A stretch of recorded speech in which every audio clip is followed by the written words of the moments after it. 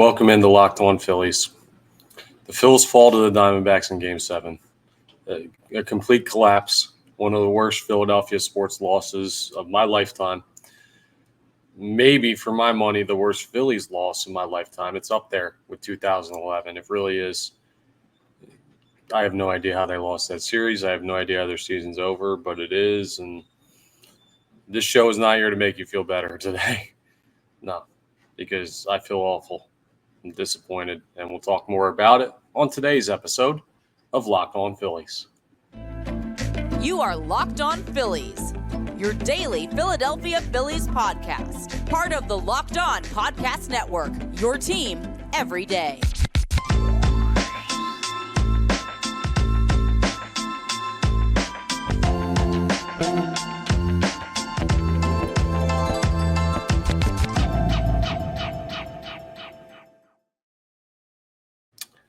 Yes, this is Locked On Phillies. I'm Connor Thomas, your host. Thank you so much for tuning in. Appreciate it. Please make sure you're rating, reviewing, subscribing to the YouTube. Locked On Phillies, part of the Locked On Podcast Network, your team every day. And today's episode is brought to you by FanDuel. Make every moment more right now. New customers can bet $5 and get $200 in bonus bets guaranteed. Visit FanDuel.com/LockedOn to get started. I don't even know, speaking of getting started, where to get started with this episode. I honestly don't know what to say. I don't have any earthly idea how the Philadelphia Phillies lost this series. Much more talented team, better pitching staff, livelier fan base, everything in their way. I mean, better offense, better clutch players, better superstars, and you collapse and lose 4-2 in Game 7.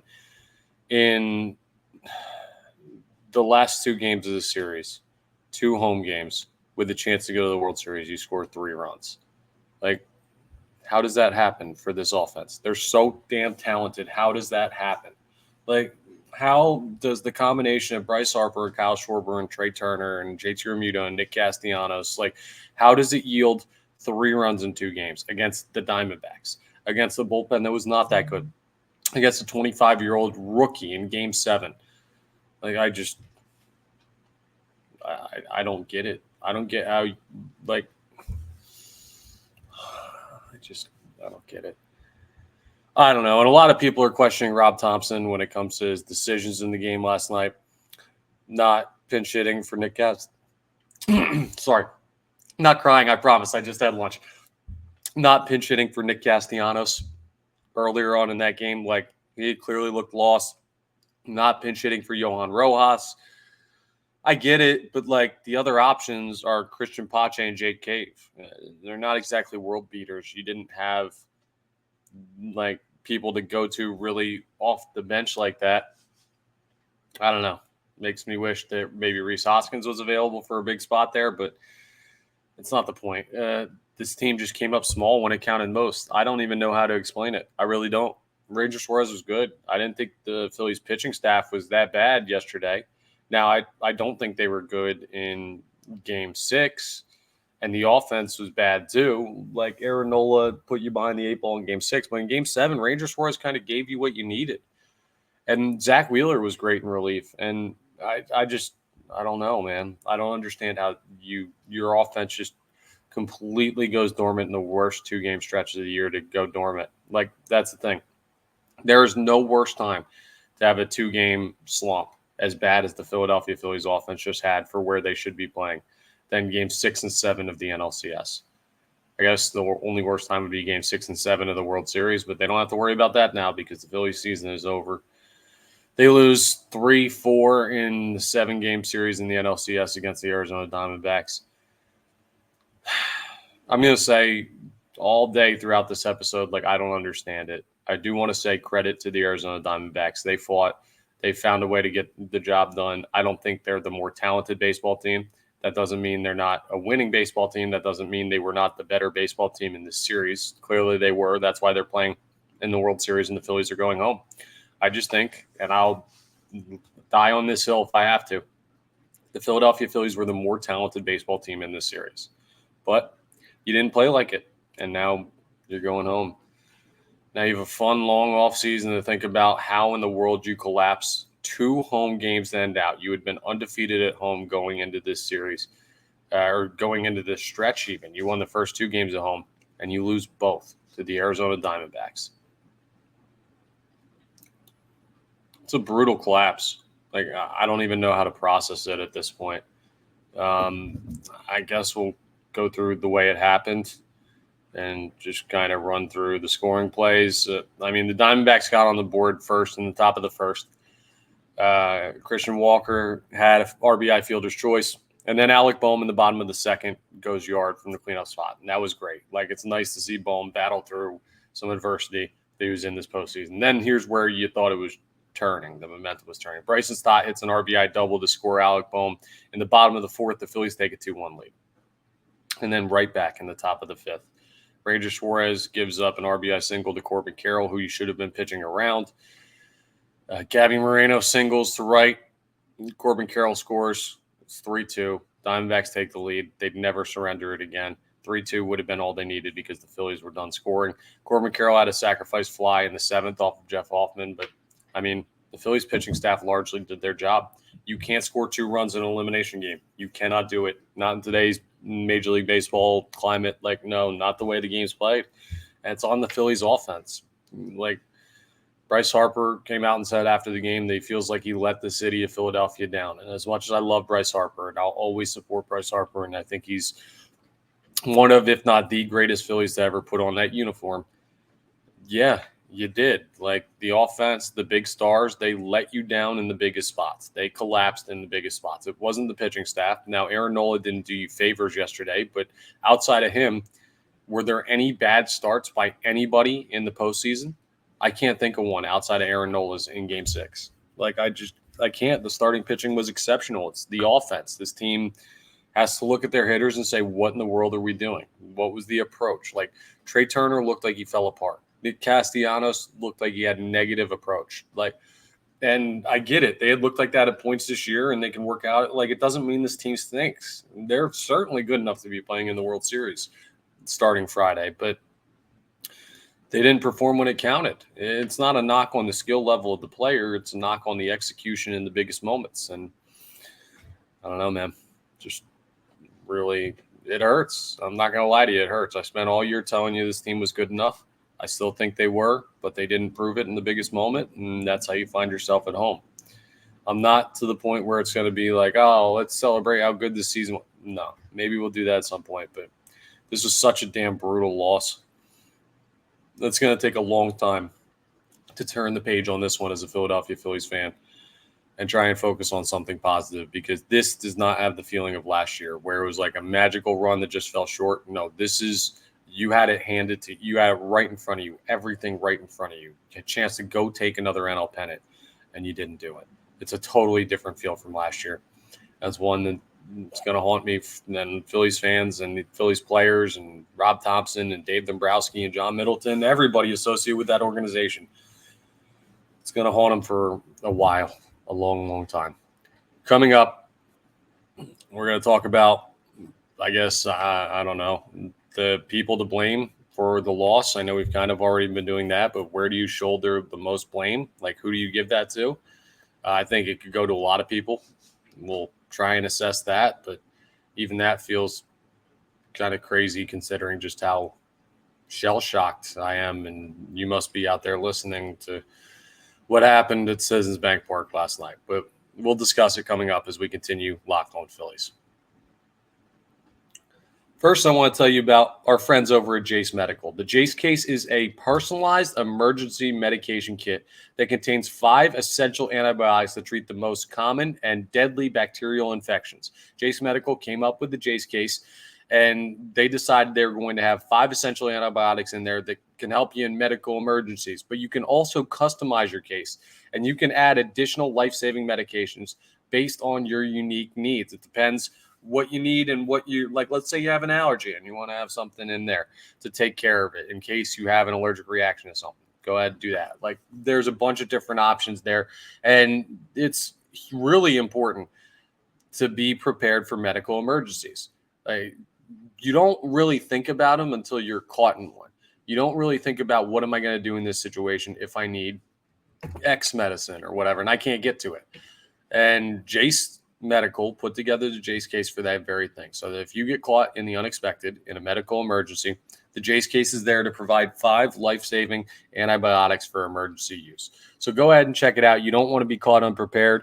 And guess what? Like, there's a great way to go ahead and check it out. We'll get you a little bit off. Let me just find the promo code here. Sorry about that. Yeah, go to jasemedical.com and enter code LOCKEDON at checkout for a $20 discount on your order. That's promo code LOCKEDON at jasemedical.com. Also want to give a shout out to our partners over at SiriusXM, SXM Radio, giving you the opportunity to listen to Phillies games all year. Guess we're done bringing that up, considering they're done playing games, but just want to give them a shout out since we gave them love all year. Shout out to SiriusXM, the SXM app, all that good stuff. It's crazy still to think that the season's over. Like, all that work and you have that golden opportunity and you come up short. Like, I think about when a season ends like this, or even when you're getting down near the end, it's hard not to think about the amount of time and work spent on getting to this point. And like, I think about it from a personal perspective. I watch all the games. I record all these episodes. I talk to you, and I love doing this, but it is still work. You got to get up every day and got to talk about the team, win, lose, collapse, anything. You got to get up and talk about it. And by the time you get to the point in this season, a lot of people are tired, burnt out, like ready for the offseason. I'm not saying the Phillies were looking to be ready for the offseason. I'm just saying, like, it's a long process to get here.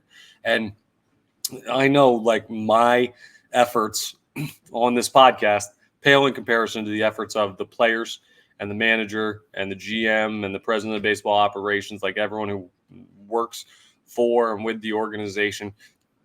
Baseball is a grind, the grind of all North American sports. And to get to this point and to miss a golden opportunity, it has to be an absolute killer mentally. I don't know how you mentally deal with this. If you're Bryce Harper, Nick Castellanos, JT Realmuto, Kyle Schwarber, Trey Turner, like, mentally, they're going to have to be tough to bounce back from this in the future. A lot of those guys still with the team going forward. I mean, a lot of the guys that you saw in this World Series. Nope. Wish we were that lucky. In this NLCS, you're going to be back with the team. So the core is still largely here. This is not like the end of an era for the Philadelphia Phillies, but it just felt like the best opportunity, right? That's why maybe 2011 is worse, because that kind of slammed the door shut in the Phillies contention window there. But think about how hard it is to get to this point. Not only do you have to win 90 games, how much the Phillies fought and clawed their way into the postseason this year, but you have to go through 2 games against a division rival in Miami. Now, it seemed easy, but you got to win that. You got to take care of business. Then you had to knock off the 104-win Braves. Like, that team was unbelievable. You had to fight and claw to beat them and go through all that struggle.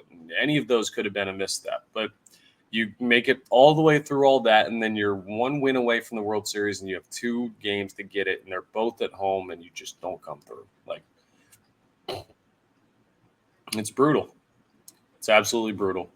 So I guess who deserves blame for what happened in games 6 and 7? First of all, the offense and the superstars, like, not creating opportunities at home with the series on the line with a chance to go to the World Series. Like, that's unacceptable. You're getting paid millions and millions and millions and millions of dollars to create offense. I'm not saying just because you're a professional athlete. No, these are top of the line payroll guys. This is one of the most expensive payrolls in baseball. Like, you're paying these guys great money to go out there and produce in spots just like this. Winning 90 games doesn't matter if you can't go ahead and capitalize in big moments in the postseason. And there are points where the Phillies did that this year. Like, think about it. If you're the Braves, you don't care about winning 104 games in the regular season right now. No, you care about the fact that your season got ended at the hand of a division rival. Like, that has to drive them insane. They had a great season and they lost it. The Philadelphia Phillies are going through the same thing right now. And as much as Bryce Harper and JT Realmuto and Trey Turner and Kyle Schwarber and Nick Castellanos are all still great players and worthy of the money they're being paid, they came up small this time around. In big moments, they didn't create enough offense. The final 2 games of the NLCS are what is going to be remembered from this run. Not how many home runs they hit against the Braves or the 10-0 win against the Diamondbacks in Game 2 that felt like it put this series on ice. And no, none of that. Now you're just going to be thinking about a collapse. Again, all the history and records broken, just throw them out the window because you didn't show up when it mattered most. And they know that. Like, the Phillies players know that. I'm not trying to pile on because I know they're hurting today too. I know they want this as bad, if not worse than all of us. Like, they want this bad. They've been telling you it all year. It's a great makeup of guys who care, who fight hard, who try. And unfortunately, they just didn't execute when they needed to most. It wasn't for lack of trying, but you got to find a way to get it done, and they didn't. Aaron Nola also deserves a little bit of blame for where the series ends because he didn't have he's the only person this postseason without a good start, I think. Like, not that he didn't have it, but like with a start that was not good, I guess is the way that I should phrase that. I can't remember, and maybe I'm missing one, but I can't remember a start at any other point in the series, in the postseason at all for the Philadelphia Phillies, where you got behind the 8 ball as clearly as you did when Aaron Nola started Game 6. That could have been his last start as a Philadelphia Philly. And I guess coming up, we're going to have a conversation about who stays, who goes, all that stuff. We have plenty of off-season time to go ahead and do that. But, yeah, it's miserable, and we got to deal with it. So the offense shoulders a lot of the blame. Johan Rojas is going to have to learn how to hit if he's going to play at the major league level. I get he's great defensively. He's going to have to learn how to hit. The Phillies are going to have to add the depth to their roster so you have better pinch hit options, like continue to grow it. Alec Bohm and Bryson Stott are going to have to continue to come into their own as clutch hitters in the postseason. Great players. I like both of them a lot. They're going to have to get to the point where they're more clutch consistently in the postseason. Both of them, nice game last night. But you got to find a way to do that more consistently, to become players like Bryce Harper, JT, Castellanos, Schwarber, Turner, like stuff like that. That's the next progressive step. Brandon Marsh, actually, pretty solid in this NLCS. Like, he had his opportunities and he came through a lot. So I was encouraged by that. But the big money guys have to play like big money guys. And the big money pitchers have to pitch like big money pitchers. And maybe there's a little bit more to be added to the bullpen. Now, going into next year, you could certainly see this bullpen getting better. You got Soto locked down, and Sir Anthony, Alvarado, extensions. They already signed this past offseason. Christopher Sanchez might move to the bullpen if you up the rotation. Now, Taiwan Walker, actually, we're going to round out with stuff like this. And I want to close out the episode with something from Taiwan Walker and his Twitter feed that's been going on today. So I'll tell you about that coming up as we wrap up Locked On Phillies and why it's certainly a concern as the Phillies head into their offseason. We'll discuss as we wrap up today's episode of Locked On Phillies. All right, let me tell you about FanDuel. October baseball, the Fall Classic is here. And you can't make your postseason debut with you can make your postseason debut with FanDuel, America's #1 sportsbook. Join FanDuel today, and you'll get started with $200 in bonus bets guaranteed when you place your first $5 bet. Just visit FanDuel.com/lockedon to create your new account. Then you can get in on the action from the first pitch until the final out. The World Series is a great time to bet on. So bet on everything from strikeouts to home runs to who will win the game. Anything you want to bet on when it comes to the Fall Classic, you can go ahead and do that. And if you don't want to wait the whole game to get a W, you can predict what will happen in the next at-bat with quick bets. So head on over to FanDuel.com/lockedon right now. Step up to the plate this postseason with $200 in bonus bets guaranteed. Make every moment more with FanDuel, official sports betting partner of Major League Baseball. All right, so here's a concern going into the offseason. So Taiwan Walker did not pitch at all in the postseason. Now, he had himself, I think, a better regular season than a lot of people will give him credit for. I think his numbers and the number of wins he had this year just kind of show how often he kept the Phillies in games and how he battled for them, and he didn't get the opportunity in the postseason. He tweeted out 12 hours ago. I'm recording this at 2:30 p.m. Eastern Standard Time. So 12 hours ago would have been, 2:30 in the morning. So a little late-night tweet from Taiwan Walker. Tweeted out, disrespect is at an all-time high. #next year. Now, he's under contract, but some of his likes, here are some of his likes as far as what the tweets he's liking. He liked the tweet that said, "To me, you not pitching in the postseason was the true disrespect. Thank you for supporting your teammates. The disrespect is from your manager. He had no faith in you, which was a joke, and his game decision cost the Phillies this series. Remember that." He liked those tweets going into the offseason. Here's what can't happen, right? The Phillies are so good because of their locker room. They've stayed together. They've built a great organization, a great clubhouse, a roster with some great guys. You cannot have anybody splitting off from that whatsoever. Like Taiwan Walker cannot now go AWOL and start not liking Rob Thompson. Like, you have to stick together as a team, even through this collapse. You can't let this bleed into an organizational meltdown. But these are the type of losses that do. These are the type of losses that kill a locker room, that kill a clubhouse, that kill a roster, that kill an organization. Just, you had it right in front of you, and you worked so hard to get there, and you choked it, and you're just miserable after it. And I don't mean that with any disrespect. Like, we saw it. We saw them lose the game. They'd say the same thing. If they were on here with me, if any Phillies player were on here with me, they'd be saying the same thing, that they came up short in big moment. And I'm not saying, like, again, there are going to be people who come out and be like, your team was a fraud. The Phillies stink. Bryce Harper's terrible. Nick Castellanos is terrible. Like, they're going to say all of this bad stuff about the Philadelphia Phillies that's not remotely true. The Phillies are a really, really great baseball team with some really, really great players. And that makes it hurt even more that they weren't able to get the job done. By the time we get to where we need to get to ahead of next year's season, I think we'll be back in on the whole train of, all right, let's try and battle through and see what happens this postseason. I mean, if they make the postseason 3 years in a row, like, that's a good thing. That means they're in the right direction. But if you don't cash in with this core, Bryce Harper adds his Phillies tenure without a ring, like, I don't know, man. I'll be very, very disappointed, because they're talented enough to, and this might have been the year, and they just fall short. I don't have much more to say right now. Appreciate you being with me for the toughest show of the year here. Thank you for checking us out on Locked On Phillies. Please make sure you're rating, reviewing, subscribing to the YouTube, all that good stuff. I appreciate it. And, yeah, it's going to be a long off season. I'll let you know in the coming days what our off-season content schedule is going to look like and everything there. But, again, credit to Arizona. I'll be rooting for the Rangers in the World Series simply because I don't really like this Diamondbacks team right now.